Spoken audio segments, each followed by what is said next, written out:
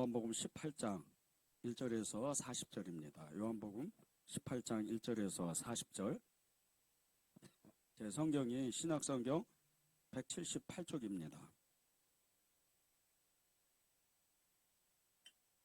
네, 요한복음 18장 1절에서 40절 다 찾으셨죠? 네, 우리 한 절씩 교독하겠습니다. 예수께서 이 말씀을 하시고 제자들과 함께 기도론 시내 건너편으로 나가시니 그곳에 동산이 있는데 제자들과 함께 들어가시니라. 그것은 가끔 예수께서 제자들과 모이시는 곳이므로 예수를 파는 유다도 그곳을 알더라. 유다가 군대와 대제사장들과 바리새인들에게서 얻은 아랫사람들을 데리고 등과 횃불과 무기를 가지고 그리로 오는지라. 예수께서 그 당할 일을 다 아시고 나아가 이르시되 너희가 누구를 찾느냐? 대답하되 나사렛 예수라 하거늘 이르시되 내가 그니라 하시니라. 그를 파는 유다도 그들과 함께 섰더라. 예수께서 그들에게 내가 그니라 하실 때 그들이 물러가서 땅에 엎드러지는지라. 이에 다시 누구를 찾느냐 물으신데 그들이 말하되 나사렛 예수라 하거늘. 예수께서 대답하시되 너희에게 내가 그니라 하였으니 나를 찾거든 이 사람들이 가는 것은 용납하라 하시니 이는 아버지께서 내게 주신 자 중에서 하나도 잃지 아니하였사옵나이다 하신 말씀을 응하게 하려 함이로라. 이에 시몬 베드로가 칼을 가졌는데 그것을 빼어 대제사장의 종을 쳐서 오른편 귀를 베어버리니 그 종의 이름은 말고라. 예수께서 베드로더러 이르시되 칼을 칼집에 꽂으라. 아버지께서 주신 잔을 내가 마시지 아니하겠느냐 하시니라. 이에 군대와 천부장과 유대인의 아랫사람들이 예수를 잡아 결박하여 먼저 안나스에게로 끌고 가니 안나스는 그의 대제사장인 가야바의 장인이라. 가야바는 유대인들에게 한 사람의 백성을 위하여 죽는 것이 유익하다고 권고하던 자로라. 시몬 베드로와 또 다른 제자 한 사람이 예수를 따르니 이 제자는 대제사장과 아는 사람이라. 예수와 함께 대제사장의 집들에 들어가고 베드로는 문 밖에 서 있는지라 대제사장을 아는 그 다른 제자가 나가서 문 지키는 여자에게 말하여 베드로를 데리고 들어오니 문 지키는 여종이 베드로에게 말하되 너도 이 사람의 제자 중 하나가 아니냐 하니 그가 말하되 나는 아니라 하고 그때가 추운 고로 종과 아랫사람들이 불을 피우고 서서 쬐니 베드로도 함께 서서 쬐더라. 대제사장이 예수에게 그의 제자들과 그의 교훈에 대하여 물으니 대답하시되 내가 드러내놓고 세상에 말하였 성전에서 항상 가르쳤고 은밀하게는 아무것도 말하지 아니하였거늘 어찌하여 내게 묻느냐 내가 무슨 말을 하였는지 들은 자들에게 물어보라. 그들이 내가 하던 말을 아느니라. 이 말씀을 하심에 곁에 섰던 아랫사람 하나가 손으로 예수를 쳐 이르되 네가 대제사장에게 이같이 대답하느냐 하니 예수께서 대답하시되 내가 말을 잘못하였으면 그 잘못한 것을 증언하라. 바른 말을 하였으면 내가 어찌하여 나를 치느냐 하시더라. 안나스가 예수를 결박한 그대로 대제사장 가야바에게 보내니라. 시몬 베드로가 서서 불을 쬐더니 사람들이 묻되 너도 그 제자 중 하나가 아니냐? 베드로가 부인하여 이르되 나는 아니라니. 대제사장의 종 하나는 베드로에게 귀를 잘린 사람의 친척이라. 내가 보지 아니하였느냐? 이에 베드로가 또 부인하니 곧 닭이 울더라. 그들이 예수를 가야바에게서 관정으로 끌고 가니 새벽이라. 그들은 더럽힘을 받지 아니하고 유월절 잔치를 먹고자 하여 관장에 들어가지 아니하였더라. 그러므로 빌라도가 밖으로 나가서 그들에게 말하되 너희가 무슨 일로 이 사람을 고발하느냐? 대답하여 이르되 이 사람의 행악자가 아니었더라면 우리가 당신에게 넘기지 아니하였겠나이다. 빌라도가 이르되 너희가 그를 데려다가 너희 법대로 재판하라. 유대인들이 이르되 우리에게는 사람을 죽이는 권한이 없나이다 하니 이는 예수께서 자기가 어떠한 죽음으로 죽을 것을 가리켜 하신 말씀을 응하게 하려 함이로라. 이에 빌라도가 다시 관정에 들어가 예수를 불러 이르되 내가 유대인의 왕이냐? 예수께서 대답하시되 이는 내가 스스로 하는 말이냐 다른 사람들이 나에게 대하여 내게 한 말이냐. 빌라도가 대답하되 내가 유대인이냐 내 나라 사람과 대제사장들이 너를 내게 넘겼으니 내가 무엇을 하였느냐. 예수께서 대답하시되 내 나라는 이 세상에 속한 것이 아니니라. 만일 내 나라가 이 세상에 속한 것이었더라면 내 종들이 싸워 나로 유대인에게 넘겨지지 않게 하였으리라. 이제 내 나라는 여기에 속한 것이 아니니라. 빌라도가 이르되 그러면 내가 왕이 아니냐. 예수께서 대답하시되 내 말과 같이 내가 왕이니라. 내가 이를 위하여 태어났으면 이를 위하여 세상에 왔나니 곧 진리에 대하여 증언하려 함이로라. 무릇 진리에 속한 자는 내 음성을 듣느니라 하신대. 빌라도가 이르되 진리가 무엇이냐 하더라. 이 말을 하고 다시 유대인들에게 나가서 이르되 나는 그에게서 아무 죄도 찾지 못하였노라. 유월절이면 내가 너희에게 한 사람을 놓아주는 전례가 있으니 그러면 너희는 내가 유대인의 왕을 너희에게 놓아주기를 원하느냐 하니 함께 읽겠습니다. 그들이 또 소리질러 이르되 이 사람이 아니라 바나바라 하니 바나바는 강도더라. 아멘. 네, 오늘 말씀이 이렇게 다소 긴 말씀인데 사실 이거를 아주 짧게 이렇게 압축을 하면 이 가룟 유다 예수님의 제자죠. 그리고 이 베드로가 예수님을 부인한 겁니다. 예수님을 배신한 거죠.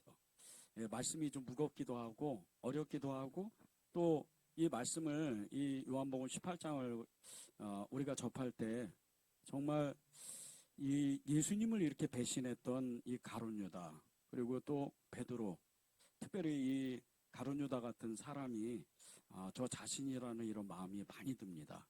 이 말씀을 통해서 우리가 정말 주의 음성을 듣고 주님의 말씀을 깨닫고 그리고 또 우리가 어떤 믿음을 가지고 있어야 되는지 그것을 이렇게 나누면 좋겠습니다.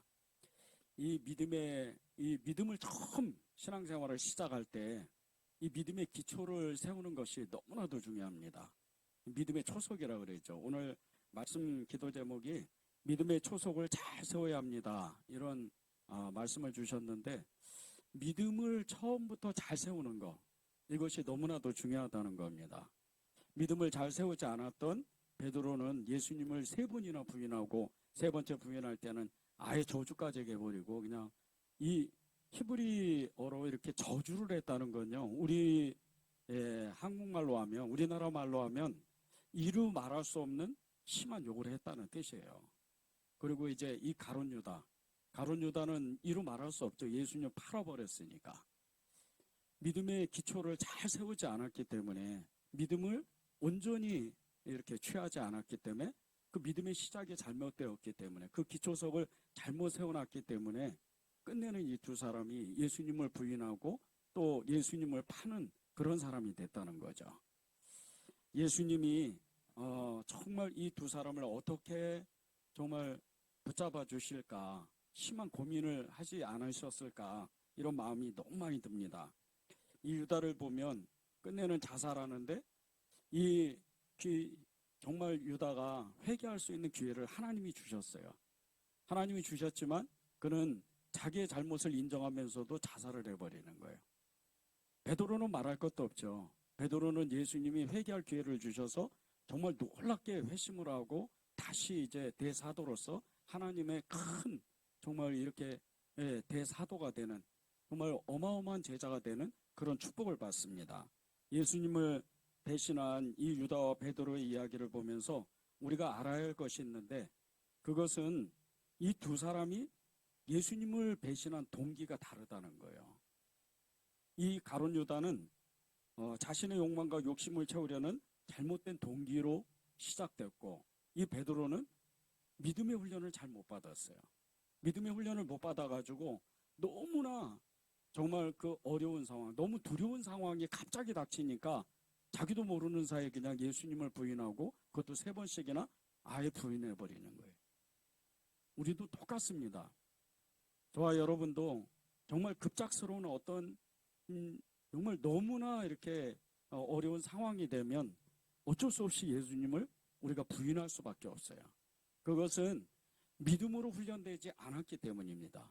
우리가 믿음으로 늘 훈련을 했으면 우리가 정말 예수님을 나의 구주, 나의 하나님으로 고백하고 믿는 사람 앞에서나 믿지 않는 사람들 앞에서 우리 믿음의 정체성을 정확하게 고백할 수 있는데 갑자기 닥치는 어떤 두려움, 정말 전쟁이 갑자기 일어나서 아니면 정말 이렇게 가끔 미국 그 학교 가운데 이렇게 고등학교나 대학교나 그리고 초등학교 같은데 총기 사고가 나잖아요.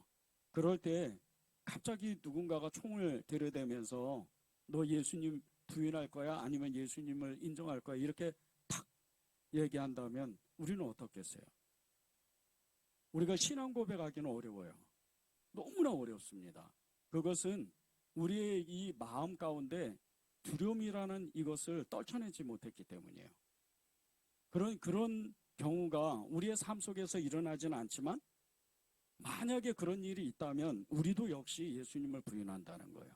이 베드로와 같이, 심지어는 가룟 유다와 같이 예수님을 팔려고 하는 그런 마음도 우리 안에 있다는 겁니다. 그래서 이 가룟 유다가 우리와 같은 사람이라는 거예요. 엘리야가 그렇게 우리와 같은 성경이로되 그가 한 번은 기도하면 3년 동안 3년 반 동안 비가 오지 않고 다시 기도하면 비가 내리는 그런 어마어마한 역사를 만들어냈는데 이 엘리사는요 여전히 우리와 같은 성경이었다는 거예요. 그 사람이 믿음의 훈련을 받으니까 그런 연약한 성격에도 불구하고 연약한 그런 마음에도 불구하고 어마어마한 역사를 만들어냈다는 거예요. 우리도 이 믿음의 기초석을 잘 세우지 않으면 정말 무심고 무심결에 하는 말들, 가정에서나 직장에서나 특별히 직장에서요. 이 일은 하나님도 해결할 수 없어. 네, 그냥 교회 다니고 있습니다. 이렇게 말할 수밖에 없다는 거예요. 여러분이 다니는 직장에서 사장님이 당신 예수님 믿습니까? 주일에 일요일 날 일하러 나와야 되는데 그 교회 안 나가고 나올 수 있어요? 이렇게 물어보면 당황하게 돼요. 우리는 어쩔 수 없이. 그게 훈련을 받지 못해서 그런 거예요. 믿음의 기초를 잘 세우지 못해서 그런 일들이 갑자기 생긴다는 거죠. 그래서 우리는 올바른 믿음을 가져야 돼요. 처음부터 기초를 잘 세워야 그래야 굳건한 믿음을 가지고 이제 시각각오로 다가오는 정말 이렇게 불현듯 나타나는 이런 두려움에서 우리 믿음을 지킬 수가 있다는 거예요. 오늘 이 가룟 유다와 그리고 이 베드로의 잘못된 믿음을 우리가 보면서 정말 우리가 어떤 믿음을 가지고 있는지 그리고 앞으로 어떤 믿음의 결단을 해야 되는지 어떻게 훈련을 받아야 되는지 그것을 이렇게 나누면 좋겠습니다. 첫 번째는 유다의 이 잘못된 믿음 이것을 살펴보겠습니다. 1절에서 3절입니다. 예수께서 이 말씀을 하시고 제자들과 함께 기드론 시내 건너편으로 나가시니 그곳에 동산이 있는데 제자들과 함께 들어가시니라. 그곳은 가끔 예수께서 제자들과 모이시는 곳이므로 예수를 파는 유다도 그곳을 알더라. 유다가 군대와 대제사장들과 바리새인들에게서 얻은 아랫사람들을 데리고 등과 횃불과 무기를 가지고 그리로 오는지라. 2절에 보면 이 예수를 파는 유다도 그곳을 안다 그랬어요. 늘 예수님이 제자들과 함께 가끔 이 게네산의 이 동산에 올라가서 기도를 하셨어요. 갑자기 예수님이 십자가를 앞에 두고 그 어느 날 갑자기 이 게네사렛 동산에 올라가서 기도한 게 아니에요. 그냥 늘 그냥 무슨 일이 있으면 중요한 일이 있으면 동산에 올라가서 기도한 겁니다. 그런데 이것을 가룟 유다가 알고 있었다는 거예요. 그러면 이 가룟 유다가 그 기도의 장소에서 늘 기도했다는 뜻이에요. 예수님과 함께 제자들과 함께. 그런데 어떤 기도를 했겠어요? 이 가룟 유다의 꿈은요 하나님의 나라가 아닙니다. 가룟 유다의 기도 제목은 하나님의 나라가 아니에요. 오직 그는 마음의 욕심이 있었어요. 예수님을 통해서 정말 이 로마가 다 물러나고 그리고 이스라엘의 회복이 되면 예수님을 통해서 자기가 큰 권력을 가지고 싶은 거예요. 그래서 그 마음에 계속해서 기다리는 거예요. 그것도 3년 동안 예수님을 따라다니면서 가끔 갔던 그 기도의 자리에서 그 마음의 소원을 계속해서 자기의 마음을 품는 거예요. 제대로 기도하지 않습니다. 제자들은 물론 아직은 기도는 몰라요. 베드로도 아직 기도하지는 못해요. 그런데 예수님이 그 늘 기도하셨던 그 모습을 보면서 정말 기도를 이렇게 하는구나. 예수님을 따라서 애를 쓰고 기도를 배우는 거예요. 그래서 베드로는 그 어마어마한 그 엄청난 예수님을 부인하고도 빠져나올 수가 있는 거예요. 그가 회복될 수 있는 거예요. 기도를 놓치지 않았기 때문에. 2절과 3절에 보면요. 그곳에 가끔 예수님께서 제자들과 모이시는 곳이라고 그러고 예수를 파는 유다도 안다 그랬는데 이 유다가 군대들과 대제사장과 바리새인들에게 얻은 아랫사람을 데리고 예수님을 잡으러 오는 거예요. 그 예수님을 잡으러 왔다. 이것은 그냥 일시적인 어떤 기분에서 그런 것이 아니에요. 3년 동안 따라다녀 보니까 예수님이 자기가 생각했던 그런 메시아가 아니었던 거예요. 그래서 이미 그 마음 가운데 늘 품었던 마음, 이 가룟 유다가 품었던 늘 그 마음은 예수님을 이제 팔려고 생각하는 그 계획을 세워요. 그래서 예수님을 파는 거예요. 어느 날 갑자기 그렇게 예수님을 파는 게 아니에요. 이 가룟 유다의 행동은 계획된 행동입니다. 우리의 믿음이 하나님 앞에 온전하지 못할 때 우리도 모르는 사이에 예수님을 부인하고 하나님을 원망하게 돼요. 많은 상담을 해요. 많은 상담을 하고 이런저런 사람들을 만났을 때 제일 많이 얘기하는 게 하나님 앞에 애쓰고 수고하고 수년 동안 기도하고 그렇게 하나님 앞에 정말 전심을 다해서 예수님을 따라왔는데 아무것도 되어지는 게 없다고 그렇게 고백을 해요. 그러면서 목사님, 어느 날 하나님을 원망할 때도 있었어요. 그런 얘기를 많이 하더라고요. 그런데 그런 얘기를 들을 때마다 마음이 너무나 아픈 거예요. 왜 그런지 아십니까? 하나님이요, 그것을 들으셨다는 거예요. 우리가 하나님을 원망할 때 우리의 그 모든 삶 속에서 삶의 어려움을 겪고 고난을 겪고 고통을 겪고 정말 견디기 힘든 그런 일을 겪을 때 우리도 모르는 사이에 하나님 이게 뭡니까? 그러면서 원망하는 그 소리를 하나님이 들으신다는 거예요. 베드로가 입 밖으로는 내지는 않아요. 내지는 않는데 그가 어떤 마음을 품었는지 그가 어떤 사람인지 성경을 보면 그대로 알 수가 있어요. 그것이 요한복음 12장 4절에 나옵니다. 이렇게 말하면 가난한 사람을 생각함이 아니요 그는 도둑이라 돈깨를 맞고 거기 넣는 것을 훔쳐감이로라. 그 마음 안에 이 가룟 유다 마음 안에 욕심이 가득한 거예요. 그는 도둑이라는 거예요. 이 믿음의 공동체, 교회의 공동체의 전체의 재정을 맡았던 그 가룟 유다가 늘 그 재정을 정말 이렇게 운영하면서 가끔 이렇게 돈을 빼가 쓰는 거예요. 그런데 이 돈이요, 어마어마한 돈이에요. 한 번 따라다니면 2만 병씩 따라다닙니다. 예수님을 한 번 따라다니면 5병의 기적 다 아시죠? 7병의 기적 다 아시죠? 5병의 기적만 해도 남자만 5천 명이에요. 그러면 가족까지 가면 적어도 2만 명이 되는 거예요.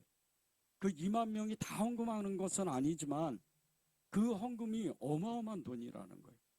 이 공동체가 거의 움직일 정도로 그렇게 어마어마한 돈이 거기서 돈을 빼가는 거예요. 가끔 우리가 이렇게 사회 뉴스를 보면요, 어떤 금융권에서 은행에서 어떤 사람이 이렇게 재정을 정말 이렇게 몰래 훔쳐가고 몰래 뺏쓰는 그런 돈들을 이렇게 뉴스들을 보게 되는데 그런 규모가 보통이 아니에요. 보통 수십억입니다. 그런데 가룟 유다가 그렇다는 거예요. 이 가룟 유다의 마음은 너무나 그 마음의 탐심, 욕심이 가득한 거예요. 그리고 그 욕심을 뛰어넘어서 정말 욕심이 커지고 더 커져서 그는 권력욕에 휩싸여 버리는 거예요. 교회 전승에 의하면 이 가룟 유다가 정말 이 어마어마한 그런 사람이라고, 어마어마한 그런 가문이라고 그렇게 교회 전승에 나와 있어요. 그는 정말 이렇게 혁명당과 같이, 이스라엘의 혁명당과 같이 그런 사람이었다고 그렇게 교회에 그 교회사에 추론하는 그런 많은 학자들이 있습니다. 그러면 이 사람의 마음이 지금 하나님을 믿는데, 예수님을 따라가는데 그 마음의 동기가 온전하지가 않았다는 뜻이에요. 마음의 욕심이 너무 가득했다는 거죠. 우리가 예수님을 믿을 때 우리의 마음이 온전하지 않고, 하나님, 내가 예수님을 믿으니까 나 잘되게 해주셔야 돼요, 나 편안하게 해주셔야 돼요, 나 행복하게 해주셔야 돼요, 이러면서 하나님의 나라보다는, 예수님의 마음보다는 내 편리를 위해서 예수님을 믿게 되면 이 가룟 유다와 같이 우리는 어쩔 수 없이 예수님을 부인하게 된다는 거예요. 이게 이 가룟 유다의 잘못된 동기입니다. 믿음이 잘못됐어요. 기초를 잘못 세워놓은 거예요. 그러다 보니까 이 가룟 유다가 끝내는 예수님을 배반하고 예수님을 팔아버리는, 그것도 돈이 그렇게 은 30냥이 그렇게 많지가 않아요. 여러분이 열심히 벌면요, 그래도 한 달에 그 한 달 생활하는 생활비는 벌잖아요. 근데 이 은 30냥은 그렇게 큰 돈이 아니에요. 물론 이제 당시에는 큰 돈이에요. 그러나 이 가룟 유다가 인생을 바꿀 정도의 큰 돈이 아니에요. 그런데 이 가룟 유다는 예수님을 그렇게 은 30냥에 그냥 아무렇지도 않는 게 팔아버려요. 물론 나중에는 그가 후회를 하고 그 은을 성전 바닥에다 다 버립니다. 그러나 지금 아직까지 그의 마음은 돈에 대한 욕심이 있는 거예요. 양심이 찔려서 나중에 성전 바닥에다 이 돈을 다 뿌리지만 지금은 욕심이 너무 가득한 거예요. 내가 하나님을 믿고 예수님을 믿었으면 나에게 복을 주시고 내게 권력을 주시고 내가 돈을 많이 벌게 해주셔야 되는데 그렇지가 않았다는 거예요. 미련 없이 예수님을 버려버려요. 미련 없이 예수님을 팔아버리는 거예요. 우리가 어쩌면 그러고 있을지도 모르는 거예요. 어쩌면 우리가 예수님을 믿을 때 우리의 온 마음을 다해서 정말 하나님을 믿는다고 하지만 결정적인 어떤 순간이 오면 우리도 가룟 유다와 같이 예수님을 팔아버리는 그런 사람이 될 수도 있다는 거예요. 기초를 잘못 세우니까. 잘못된 이 동기가요, 얼마나 무섭냐면요, 어느 동네에 그 시설이 아주 좋은 놀이터 하나가 있었어요. 그래서 많은 아이들이 그 놀이터로 놀러 왔습니다. 너무 시설이 좋으니까. 근데 이 아이들이 너무 많이 이 놀이터에 이렇게 놀러 오다 보니까 너무 시끄러운 거예요. 주변이 아주 시끄러워졌어요. 너무 많은 아이들 때문에. 근데 그 놀이터 옆에 한 노인이 살고 있었습니다. 이 노인이 정말 너무 시끄러우니까 참지를 못해요. 참다 한 가지 꾀를 해요. 매일같이 이 놀이터로 놀러 오는 아이들에게 다 불러가지고 1,000원씩을 이렇게 나눠줘요. 그리고 너희들 이 돈을 가지고 가서 맛있는 거 사 먹고 이제 이 놀이터 오지 마라. 이렇게 1,000원씩 나눠주는 거예요. 그렇게 하루가 지나고 이틀이 지나고 일주일이 지났는데 이 노인이 이제 아이들이 너무 많이 찾아오니까 돈이 모자란 거예요. 그래서 둘째 주에는 아이들에게 이제는 돈이 별로 없으니까 500원씩만 줄게. 그리고 500원씩만 줍니다. 근데 아이들이 이 할아버지가 준 돈을 받고 좀 마음이 아쉬운 거예요. 좀 마음이 아쉬워가지고 그래도 돈을 500원씩 받았으니까 그 받아가지고 또 과자를 사 먹으러 또 가는 거예요. 그렇게 일주일이 또 지나가요. 그래서 일주일이 지났는데 이제 할아버지에겐 돈이 없는 거예요. 그래서 아이들이 그렇게 또 찾아왔는데 이제 줄 돈이 없다고 아이들을 그냥 돌려보냅니다. 근데 아이들이 그 할아버지가 돈을 안 주니까 너무 실망을 해요. 그러면서 이제 각각 집으로 돌아가는데 자기들끼리 정말 너무 불만스러운 얼굴로, 불만스러운 말로, 심지어는 욕까지 가는 아이들도 있었어요. 그렇게 집으로 돌아갑니다. 이 이야기가 정말 의미하는 바는요, 다른 것이 아니에요. 지금 아이들은 놀이터에서 놀아야 돼요. 놀이터에서 놀아야 되는데 이 할아버지가 준 그 1,000원, 500원, 이것 때문에 마음이 빼앗겨요. 그런데 2주 만에 놀이터는 온데간데 없고 아이들의 마음 가운데는 돈이 주인이 돼버리는 거예요. 이게 우리의 마음이라는 거예요. 올바르지 못한 동기, 올바르지 못한 이 신앙의 시작은요, 끝내는 믿음을 다 잃어버려요. 끝내는 하나님을 잊어버리게 되는 거예요.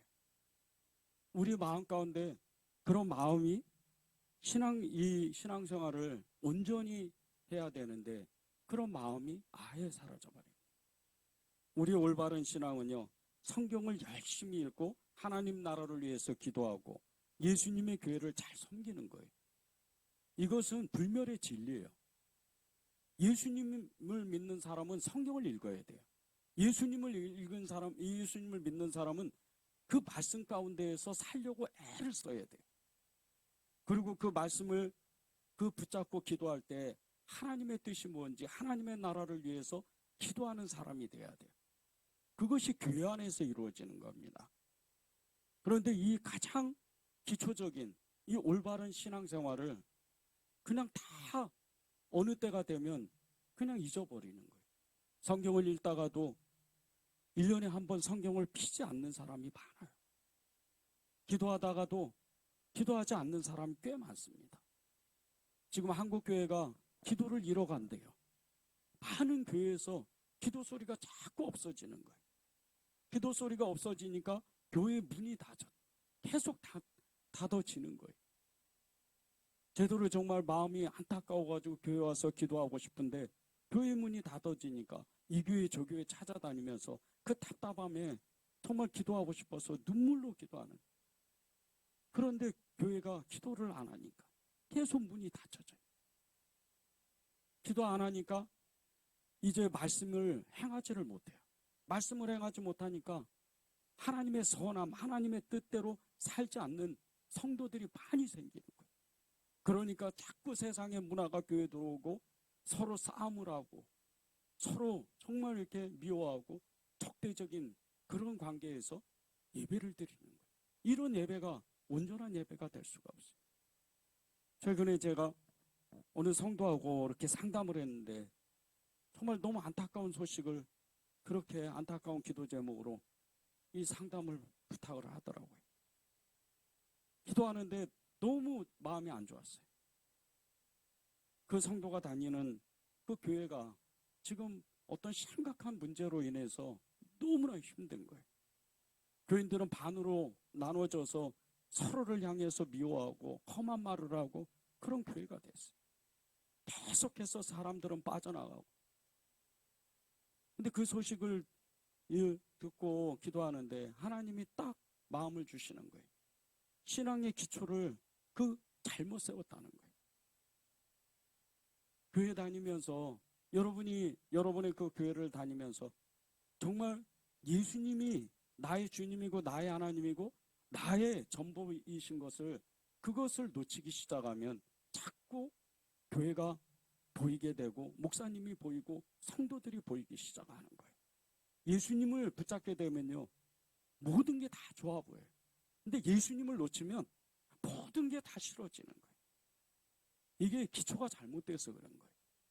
많은 사람들이 그 잘못된 동기로 인해서 많은 사람들이 쓰러지고 넘어지고 유다와 같이 엄청난 죄를 짓고 예수님을 배신하기까지 그렇게 믿음을 잃어버리는 거예요.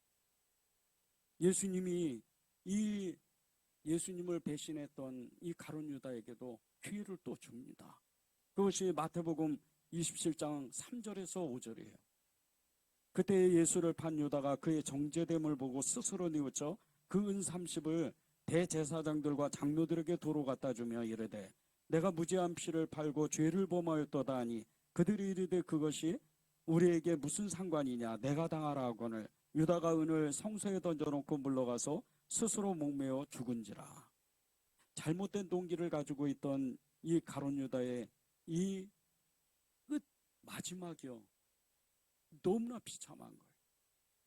예수님은 지금 그에게 그 양심의 그 마음 가운데 양심을 건드리셨어요. 회개하면 돼요. 베드로처럼 하나님 잘못했습니다. 그렇게 나와서 울며 불며 회개하면 이 가룟 유다가 어떻게 보면 베드로와 같이 어마어마한 그런 믿음의 제자가 될 수도 있었어요. 그런데 그 마음에 잘못된 동기 때문에 후회는 하지만 예수님 앞에 돌아오지는 않아요. 많은 사람들이 이렇게 살아요. 많은 사람들이 이 믿음을, 올바른 믿음을 놓치는 거예요.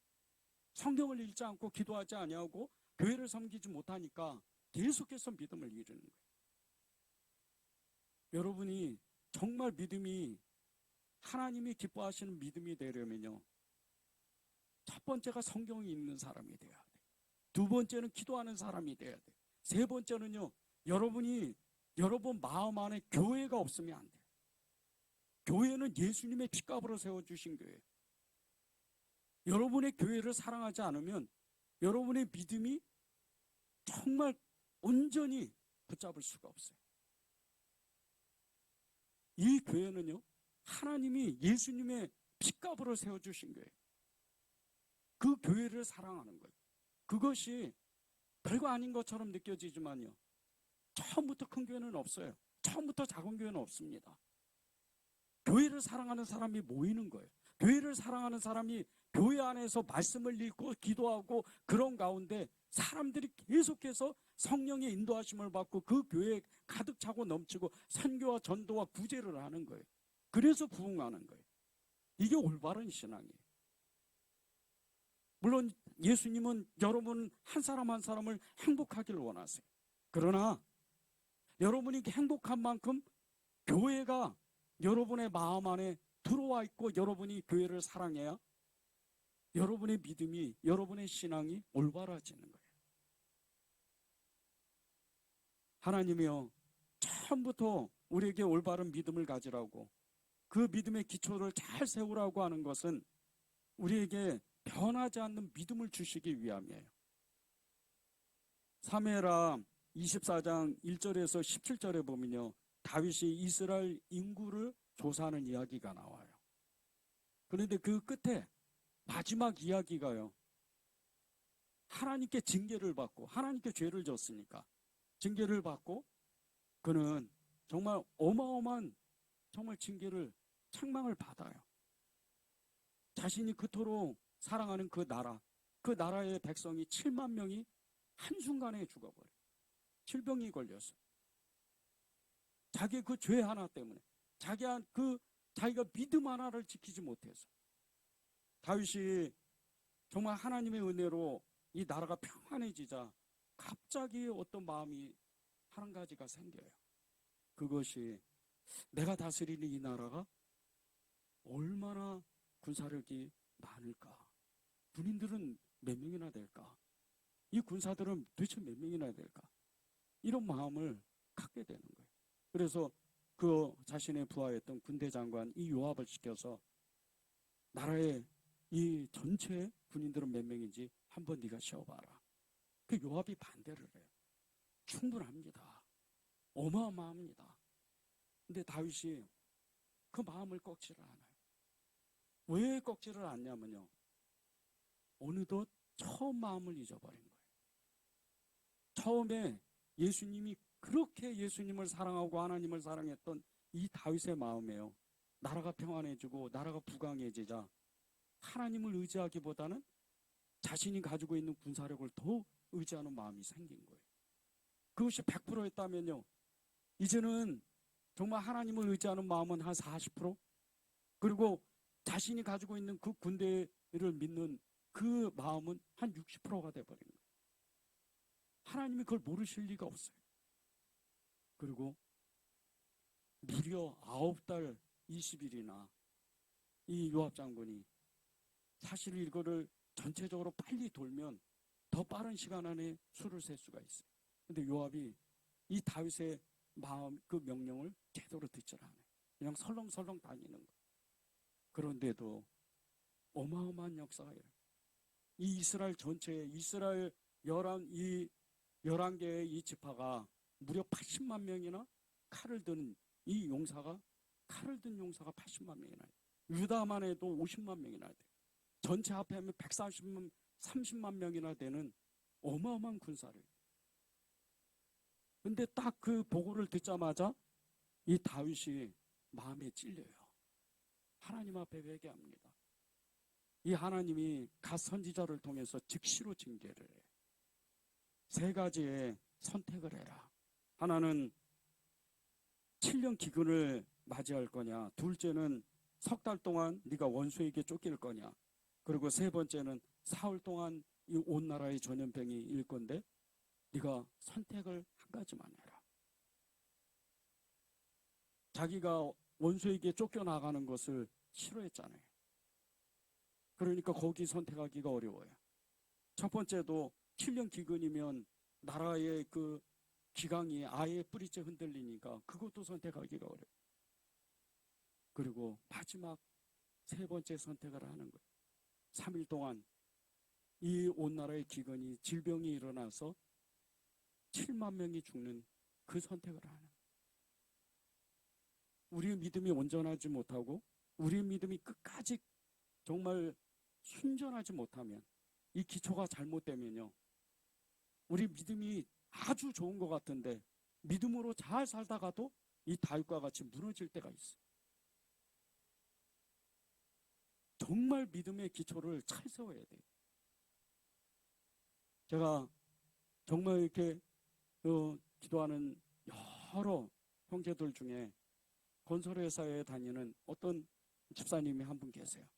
그 집사님은 늘 그 얘기를 해요. 꼭 이렇게 아파트를 질 때, 집을 질 때, 어떤 건물을 질 때 기초가 튼튼하지 않으면 꼭 나중에 사고가 생기더라고요. 똑같아요. 믿음도 똑같습니다. 우리의 믿음이요, 예수님으로 기초를 딱 세우지 않으면, 말씀과 기도와 그 섬김과 봉사로 세우지 않으면요, 때가 되면 무너지게 돼 있어요. 때가 되면 금이 가고 때가 되면 흔들리게 돼 있어요. 요즘 일본에서 어마어마한 지진이 예상된다 그러면서 굉장히 이렇게 사람들이 많이 두려워요. 그 이유는 딱 한 가지예요. 일본이 어떤 나라예요? 건물을 져도요, 정말 지진이 한 그 강도가 9점이 막 그 9점 몇 시대도 그 건물이 견뎌낼 수 있을 정도로 건물을 진다고 하더라고요. 우리나라 같으면 다 무너집니다. 그런데도 일본 사람들이 그렇게 두려워하는 것은 그 지진의 강도가 너무 크기 때문이에요. 하나님이 우리의 믿음을 한 번 딱 다루시기 시작하면요, 견뎌낼 사람이 없어요. 여러분이 아니에요. 저가 그렇습니다. 그래서 늘 제 마음에 하나님 앞에 정말 믿음으로 살려고 애를 쓰는 거예요. 제가 믿음이 좋아서 이렇게 열심을 내는 게 아니에요. 믿음이 없는 것을 알기 때문에 늘 열심을 내는 거예요. 왜 여러분들이 믿음으로 살다가 정말 이렇게 쓰러지고 넘어지고 요동하고 조그만 문제가 오면 그냥 내 믿음이 온데간데 없이 없어지고, 하나님을 의지하기보다는, 예수님을 의지하기보다는 내가 누구를 의지할까, 내가 가지고 있는 게 어떤 것일까, 이런 것을 찾는 이유가 왜 그런 줄 아십니까? 믿음의 기초가 없어서 그래요. 처음부터 믿음의 기초를 잘 세워야 돼요. 여러분에게 한 가지 부탁드리고 싶은 게 있어요. 다른 교회 가서 말씀을 듣는 것도 좋아요. 좋습니다. 저는 그것을 찬성하는 사람이에요. 그러나 여러분이 그 말씀을 들으면서 여러분의 인생이 바뀌지가 않아요. 여러분의 믿음이 바뀌지가 않아요. 제가 정말 많은 사람들을 만나면서 꼭 느끼는 게 있더라고요. 여러분의 믿음을 가질 때, 여러분이 정말 예수님을 사랑하게 될 때, 여러분은 스스로 말씀 앞에 서야 돼요. 그것이 그 어느 정말 유명한 설교보다, 어느 훈련보다 강력한 힘이에요. 어느 목사님이 어마어마한 그 말씀을 전하고, 어느 목사님이 정말 제자 훈련을 잘 하신다더라. 그런데 제가 아는 정말 많은 사람들이 인생이 바뀌지가 않아요. 여러분이 그걸 아셔야 돼요. 여러분이 여러분을 가리키는 여러분의 그 믿음을 세우는 그분은요, 예수님이에요. 그분을 따라가야 돼요. 그분을 따라가야 여러분의 믿음이 견고해지는 거예요. 말씀을 읽자 그러면 말씀을 읽는 거예요. 기도하자 그러면 기도하는 거예요. 여러분이 기도하기로 시작하면요, 하나님은 즉시로 말씀하세요. 여러분이 성경을 읽으면 하나님은 그 성경 말씀 안에서 여러분에게 즉시로 말씀하세요. 이거 해라 저거 해라, 좌로 가라 우로 가라, 사랑해라 용서해라, 끊임없이 말씀하세요. 여러분이 그 말씀 앞에 온전히 서는 거예요. 그 말씀 앞에 서기 시작하면 아무리요 연약한 믿음인 것 같아도 이 가룟 유다 같이 잘못된 동기로서 끝내 예수님을 버려버리는 그런 실수는 안 해요. 하나님 앞에 전심을 정말 다하는 거예요. 여러분 중에 정말 복을 받고 싶은 사람이 있습니까? 여러분 중에 정말 예수님을 사랑하고 싶은 분이 계세요? 그러면 말씀 앞에 서세요. 말씀을 읽으세요. 기도하세요. 그리고 여러분이 다니는 그 교회를 사랑해야 돼요.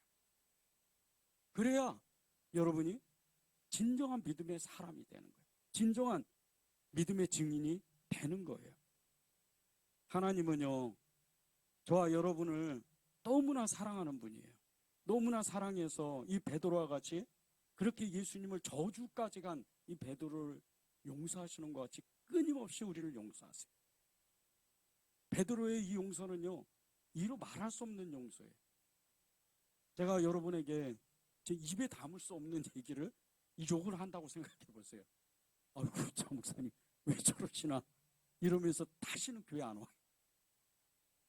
그런데 보세요, 반대로 하나님 앞에 우리가 그런 욕을 했다고 생각해 보세요. 예수님께. 근데 예수님은 용서하신다. 우리가 심하게 하나님을 원망하고 하나님이 없다고 그렇게 외면하고 떠나고 심지어는 욕까지 할 때, 그때조차도 하나님은 우리를 사랑하신다. 이 사랑의 힘 때문에 베드로가 회복된 거예요. 여러분이 아무리 예수님 부인해도요, 하나님은 여러분을 부인하시지 않으세요. 그게 하나님의 놀라운 사랑이에요. 이 베드로가요, 왜 이렇게 예수님을 배신했을까?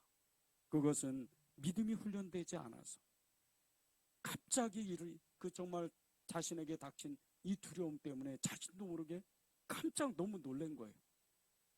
생각해 보세요. 어마어마한 그 군중들과 그리고 대제사장의 집에서, 그것도 다들 자기를 쳐다보면서 당신이 예수님 믿는 사람이지 딱 이러는데 그 눈초리를 생각해 보세요. 저는 그 말씀 앞에 있을 때마다 너무나 두렵더라고요. 사람들이 다 그 싸늘한 눈초리로 너도 예수 믿는 사람이지, 너도 그 도당이지, 너도 그 사람과 함께 있었지, 이러면 무서운 거예요. 베드로가 그냥 부인한 게 아니에요. 두려운 거예요. 죽음이 두려운 거예요. 17절과 18절을 보십시오. 문지키는 여종이 베드로에게 말하되 너도 이 사람의 제자 중 하나가 아니냐 하니 그가 말하되 나는 아니라 하고, 그때가 추운 고로 종과 아랫사람들이 불을 피우고 나서 서서 쬐니 베드로도 함께 서서 쬐더라. 너무 추워서, 겨울에 너무 추워서 사람들이 옹기종기 모여서 불을 여기다 하나 두고 여기다 하나 두면 거기 3-4사람씩 이렇게 불을 쬐는 거예요. 거기 슬며시 들어가는 거예요. 베드로가 불을 쬐면서 조금 아까 들었던 소리가 있잖아요. 너도 예수 믿는 사람이지. 얼마나 떨리겠어요. 그 불을 쬐려고 손을 내미는 그 손이 얼마나 떨렸겠어요. 그렇게 두려운 거예요. 25절에서 27절을 보세요. 시몬 베드로가 서서 불을 쬐더니 사람들이 묻되 너도 그 제자 중 하나가 아니냐? 베드로가 분하여 이르되 나는 아니라 하니 대제사장의 종 하나는 베드로에게 귀를 잘린 사람의 친척이라 이르되 내가 그 사람과 함께 동산에 있는 것을 내가 보지 아니하였느냐? 이에 베드로가 또 부인하니 닭이 울더라. 이게 우리가 우리의 그 삶 속에서, 일상 속에서 정말 불현듯이 닥치는 이 두려움의 순간이에요. 이 말씀이요, 절대 우리하고 전혀 상관이 없는 그런 말씀이 아닙니다. 정말 무서운 말씀이에요. 우리의 믿음이 평소에 기초가 잘 세워지지 않으면요, 우리의 믿음을 하나님 앞에 온전하게 훈련하지 않으면, 이런 상황이 닥치면 우리도 베드로와 같이, 가룟 유다와 같이 그렇게 예수님을 부인하고 떠나고 심지어 욕까지 가고 예수님을 파는 그런 사람이 되는 거예요. 이 베드로가 첫 번째 부인했던 이 대상을 보세요. 권력을 가졌던 사람, 이 안나스예요. 그 사위였던 가야바, 이 장인이었던 이 안나스, 그 전임 대제사장이었어요. 어마어마한 권력을 가지고, 사람의 생명을 죽이고 살리는 권력이 있어요. 이 사람 말 한마디면, 물론 이스라엘의 법으로는 사람을 죽일 수는 없어요. 유대인의 법에 이 사람을 그냥 아무 관계도 없이 죽일 수는 없어요. 그러나 이 사람 말 한마디면요, 어디 가서 끌고 가서 죽이는 거예요. 그럴 정도의 권력이 있는 거예요. 거의 왕과 같은 이런 권력을 가지고 있어요.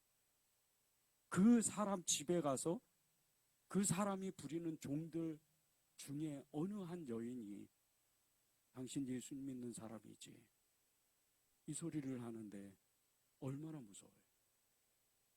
얼마나 두려워요.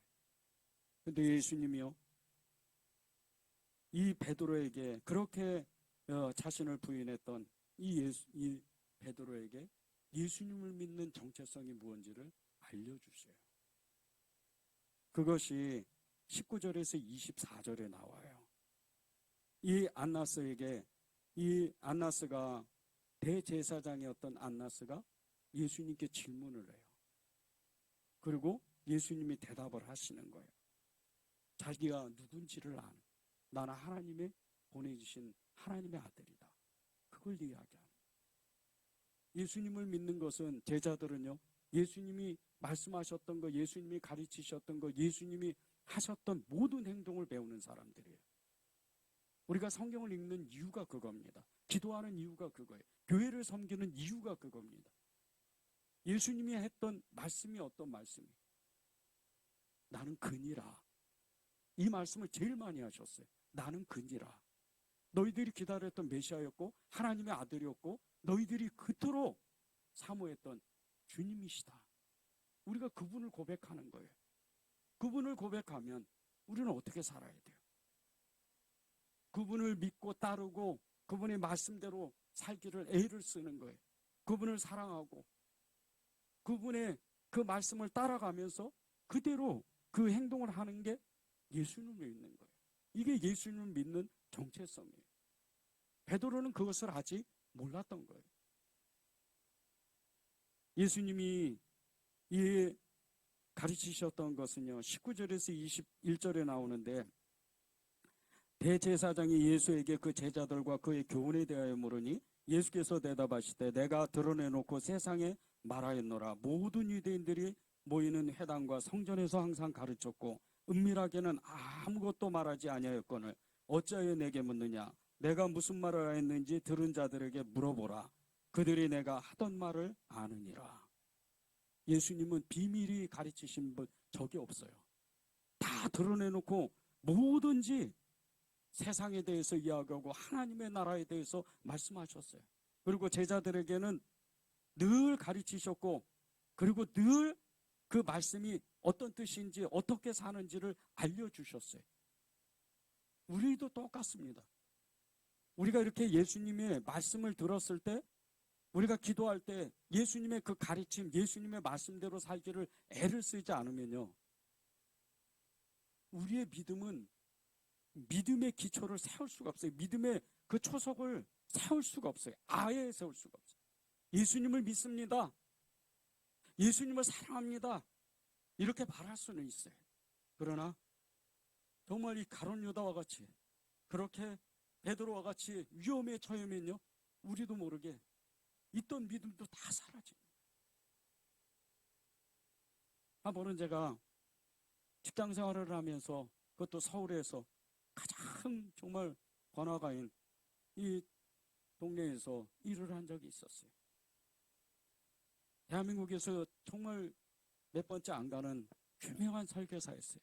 그분 승용차를 1년 동안 운전했습니다. 그 운전을 하면서 늘 성경을 봤어요. 늘 차에 있었고 늘 차를 깨끗이 했어요. 그런데 그 회사에 총무과장이라는 사람이 정말 너무 힘들게 했어요. 교회 다닌다고 예수 믿는다고 늘 성경 본다고 너무 괴롭혔어요. 어느 날 사표를 써서 그 회사에 제출을 했어요. 그리고 나서 3일 있다가 그 회사에 사모님이 저희 집을 찾아왔어요. 성남까지. 사장님이 출장에서 미국 출장에서 돌아왔는데 다시 출근하라고 좀 나와달라고 부탁을 하는 거예요. 제가 정중히 거절했어요. 저는 예수 믿는 사람입니다. 그리고 예수 믿기 때문에 저는 이제 다른 삶을 살려고요. 그렇게 이야기하고 거절했어요. 그 사장님이 나중에 전화가 왔어요. 한번 나올 수 없냐? 거절했습니다. 믿음으로 살지 못해서 거절한 게 아니에요. 예수 믿는 사람이 어떤 사람이라는 것을 보여주고 싶었어요. 또 며칠 있다가 그 총무과장이라는 사람이 술이 많이 차가지고 전화를 했더라고요. 형님, 그 좀 출근하시면 어떻겠냐고. 너무 힘들었다는 거예요. 많이 혼났죠. 믿음의 사람이라는 건요, 다른 게 아니에요. 우리의 일상 속에, 우리의 직장 속에서 자기가 무엇을 가지고 어떤 정체성, 어떤 믿음을 가지고 사느냐가 평소의 믿음이 그대로 드러나는 거예요. 저는 예수님을 믿는 것은요, 그냥 좋은 사람들, 나를 위해서 직장 안에서도 또 내 주변에 있는 사람들도 예수 믿고 좋은 마음을 가지고 있는 사람들한테 나 예수 믿는다 이렇게 말하는 것도 믿음이지만은요, 세상 가운데서 믿지 않는 사람들한테 정말 내가 예수 믿는 사람이라는 걸 담대히 보여줄 수 있는 게 믿음이라고 생각해요. 그것이 믿음. 많은 사람들이 이것을 놓쳐요. 많은 사람들이 기초를 세우지 않으니까 믿음의 그 초석이 너무 연약하니까 믿음으로 살지 못하는 거예요. 오늘 보십시오. 주님은 제자들에게 드러내놓고 말씀하셨다 그랬어요. 가르치셨다 그랬어요. 그 말씀을 우리가 늘 듣는 거예요. 늘 성경을 보면서, 늘 기도하면서 우리가 예수님께 배우는 거예요. 여러분들이 이 예수님이 가르치시는 것을 늘 살아내면요, 정말 위기의 순간에, 정말 급박한, 정말 그 환경에 처해졌을 때, 그때 믿음으로 승리할 수가 있어요. 그것이 믿음으로 사는 거예요. 예수님이 두 번째, 세 번째로 부인했던 이 대상들은요, 세상 사람들과 이 말고라는 사람, 이 베드로가 예수님이 잡히시던 그 동산에서 귀를 잘랐던 사람이 말고예요. 근데 이 말고의 친척이 그 자리에 있었어요. 내가 그때 동산에서 너를 봤다. 말고 내 친척의 귀를 자르는 걸 내가 봤다. 그 사람이 거기에 있는 거예요. 그게 25절, 27절에 나옵니다. 근데 이 예수님이 이 사람들에게, 무작위의 이 군중들에게 어떻게 행동해야 되는지를 말씀하신 게 28절에서 38절에 위에 나와요. 그것이 예수님이 우리들에게 말씀하시는 거예요. 진리의 말씀 안에 거하라고. 36절에서 37절을 제가 읽겠습니다. 예수께서 대답하시되 내 나라는 이 세상에 속한 것이 아니니라. 만일 내 나라가 이 세상에 속한 것이었더라면 내 종들이 싸워 나로 유대인들에게 넘겨지지 않게 하였으리라. 이제 내 나라는 여기에 속한 것이 아니니라. 빌라도가 이르되 그러면 내가 왕이 아니냐. 예수께서 대답하시되 내 말과 같이 내가 왕이니라. 내가 이를 위하여 태어났으며 이를 위하여 세상에 왔나니 곧 진리에 대하여 증언하려 함이로라. 무릇 진리에 속한 자는 내 음성을 듣느니라. 진리의 말씀을 예수님의 제자는 듣는다는 거예요. 하나님의 진리의 말씀은 제자들은 들을 수밖에 없다는 거예요. 여러분이 예수님의 제자로서, 예수님에 속한 사람들로서, 예수님의 사람들로서 이 진리의 말씀이 들려야 돼요. 이 진리의 말씀이 뭡니까? 믿음이요, 사랑이요, 소망이에요. 이 진리의 말씀을 가지고 있는 사람은요, 흔들리지 않는 사람이에요. 어디에 가든지 자신의 그 정체성이 무엇인지 정확하게 드러내는 사람이에요. 저도 믿음으로 살면서 수많은 일들을 겪어요. 많은 어려움을 겪습니다. 지금 은혜제일교회가 이곳으로 이사 온 지가 5년째예요. 이사를 오면서 많은 일들을 겪었어요. 이사를 와가지고 4개월이 지나서 그 전 주인이 유리창을 갈아달라고 연락이 왔어요. 10만 원 달라고. 아무 소리 안 했어요. 4개월이 지났으면요, 법적으로도 아무 그렇게 이야기할 그 이유가 없어요. 그래도 예수님을 믿는 사람, 특별히 목회자이기 때문에 그냥 해줬어요. 이게 세상 속에서 제가 그리스도인으로서 정체성을 드러내는 저의 믿음인 거예요. 많은 사람들이, 이 은혜절교회 주변에 있는 사람들이 저를 보면 진짜 목사라 그래요. 믿음의 사람이라 그래요. 그 이유는 딱 한 가지. 저도 성질이 있고 저도 좋지 않는 마음들이 있어요. 그러나 그것을 예수님을 믿으니까 다 누르는 거예요. 그리고 언제나 섬기고 사랑하고 봉사하는 거예요. 그렇게 살다 보니까 계속해서 주변에 소문이 나는 거예요. 하나님의 말씀은요, 다른 게 아니에요. 여러분 한 사람 한 사람에게 늘 하나님의 말씀은 한결같아요. 늘 하나님의 말씀은 동일합니다. 영국의 유명한 설교자인 이 찰스 스펄전 목사님, 정말 철저한 청교도 집안에서 자라났습니다. 근데 이 목사님이 청소년 시절에 죄의 문제로 너무 심각하게 고민을 했어요. 너무 괴로웠어요. 어쩔 줄을 몰랐어요. 그러다가 어느 날 정말 이 목사님이 사는 그 마을에 눈이 너무 많이 온 거예요. 그래서 교회를 가야 되는데, 자기가 다니는 교회를 가야 되는데 눈이 너무 많이 쌓여서 가지를 못해요.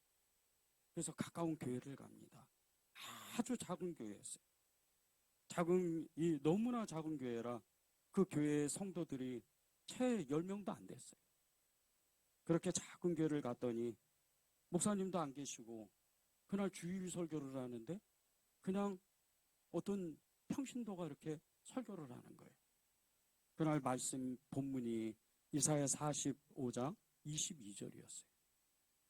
말씀이 이렇습니다. 땅의 모든 끝이여 내게로 돌이켜 구원을 받으라. 나는 하나님이라 다른 이가 없느니라. 이 말씀을 근거해서 이 설교자가 말씀을 전하는데 한 10여 분 지나가니까 이 설교할 거리가 없는 거예요. 말씀을 이렇게 목사님이 아니니까 전할 수 있는 그 능력이 이제 한계가 다른 거예요. 또 이렇게 보니까 사람 몇 명이 안 되니까 저 끝에 이 스펄전 이 청년이 거기 끝에 있는 거예요. 그 청년을 손가락으로 아예 가리키면서 정말 이렇게 이야기를 했어요. 젊은 친구, 자네는 몹시 비참해 보이는 건, 이런 식으로 설교를 하는, 말씀을 전하면서 특정인을 가리켜서 설교하는 것도 이상하지만, 그날따라 이 설교자가 그 스펄전 목사님에게, 청년에게 그렇게 말씀을 시작하는데, 만일 오늘 본문 말씀에 순종하지 않는다면 자네는 계속 비참한 생활을 할 것이야. 어떻게 보면 저주와 같은 이야기를 하는 거예요. 이 설교자는 너무나 투박한 어투로 논리적이지도 못한 이 설교를 했지만 이 청년 스펄전 목사님은 그날 말씀을 듣고 그 영혼이 깨어나요. 진짜 구원의 확신을 받습니다. 그 말씀을 있는 그대로 받아들여요. 그리고 즉시로 순종을 해요. 그리고 그 위대한 스펄전 목사님이 탄생하게 되는 거예요. 여러분이요, 하나님의 말씀을 붙잡을 때 아주 단순해야 돼요. 성경을 읽으십시오. 그러면 성경을 읽는 거예요. 지금 이제 우리 교회는 계속해서 성경 통독을 합니다. 여러분이 성경 통독을 제대로만 따라오면요, 1년에 2독을 하는 거예요. 1년에 2독 성경을 하면 이게 결코 작은 분량이 아니에요. 성경을 정독해서 한 번만 1년에 보면요, 여러분은 성경을 꿰뚫어 볼 수가 있어요. 정말 한 장 한 장 하나님의 말씀, 그리고 역사와 그 모든 사람의 마음, 심령, 그 상황, 사회상, 그 날씨, 기후, 그리고 역사의 모든 일들을 그것을 꿰뚫어 보면요, 여러분의 삶이 확실히 달라져요. 성경을 읽으십시오. 성경에 순종하고 하나님 말씀대로 살기를 애를 써야 돼요. 그것이 여러분이 믿음의 기초를 잘 세우는 거예요. 베드로는 예수님을 부인하고 저주까지 했지만 나중에 생각이 나요. 예수님의 말씀이 생각이 나요. 내가 너희에게 가르친 것을 보혜사 그 성령님이 오시면 너희에게 이거 생각나게 하시고 가르치실 것이다. 이 말씀이 생각이 나는 거예요. 그리고 베드로는 위대한 사도가 돼요. 여러분에게도 똑같습니다. 베드로의 믿음은 여러분의 믿음이에요. 사도들의 믿음은 여러분의 믿음이에요. 역사는 똑같아요. 어제나 오늘이나 내일이나 동일하신 예수 그리스도, 그분의 말씀은요 여전해요. 아주 단순한 거예요. 사랑하라, 용서하라, 순종하라. 그 말씀에, 그 근거에서 말씀대로 내가 살기를 결단하면 하나님이 여러분에게 담대한 믿음을 주시는 거예요. 순교자의 믿음이요, 이 순교자의 믿음은 다른 것이 아니에요. 우리의 평소의 믿음이에요. 그것이 하나님 앞에 나아갔을 때 아주 결정적인, 아주 어려운 상황에 가면 순교자의 믿음이 나타나는 거예요. 그 순교자의 믿음은 여러분에게도 있다는 거예요. 마태복음 20장 20절에서 23절에 보면요, 그 요한과 야곱의 이 어머니가 예수님께 한 가지 요청을 해요. 하나님의 나라가 이루어지면 우리 두 아들을 예수님 그 오른편과 왼편에 그렇게 앉혀주십시오. 뭔가 이렇게 출세하려고, 우리 정말 아들들을 잘 살게 하려고 요구하는 거잖아요. 근데 이 요한과 야고보의 그 어머니의 요청을 들으시고 예수님이 이렇게 말씀하시는 거예요. 나의 잔을 마실 수 있느냐. 십자가가 먼저라는 거예요. 여러분이 진짜 복을 받고 싶으면요, 십자가의 복음을 먼저 붙잡아야 돼요. 십자가의 그 말씀을 먼저 붙잡아야 여러분이 복을 받고 여러분이 진짜로 믿음으로 살 수가 있는 거예요. 하나님은요, 여러분을 다 축복하고 싶어요. 여러분의 삶을 이끌어가고 싶어요. 그 어느 누구보다도 여러분이 평안하고 행복하게 살고 싶어하게 만드시고 싶은 거예요. 그런데 여러분이 먼저 하나님의 말씀에 순종하기를 결단해야 돼요. 그래야 하나님이 여러분과 함께 하시는 거예요. 우리 시브리서 12장 1, 2절 읽고 우리 찬양하고 기도하면 좋겠습니다. 이러므로 우리에게 구름같이 둘러싼 허다한 증인들이 있으니 모든 무거운 것과 얼매기 쉬운 죄를 벗어버리고 인내로써 우리 앞에 해당한 경주를 하며 믿음의 주요 또 온전케 하시는 이인 예수를 바라보자. 그는 그 앞에 있는 기쁨을 위하여 십자가를 참으사 부끄러움을 개의치 아니하시더니 하나님 보좌 우편에 앉으셨느니라. 예수님은요, 정말 허다한 증인들을 우리 앞에 두셨는데 예수님이 먼저 본을 보이시고 그 증인들이 우리 앞에서 믿음으로 어떻게 살아야 되는지를 알려주셨어요. 그 어마어마한 고난을 통과해서 하나님 보좌 우편에 계시는 거예요. 우리가 하나님 앞에 영광스러운 그 자리에 하나님의 영광에 그 손에 붙잡힌 바 되려면 진짜 이 땅에서 행복하게 살고 이 땅에서 정말 하나님의 어마어마한 능력을 체험하려면 여러분이 먼저 하나님의 말씀 앞에 서야 돼요. 그것이 저와 여러분에게 하나님이 정말 하시고 싶은 일인 거예요. 우리 찬송하고 기도했으면 좋겠습니다.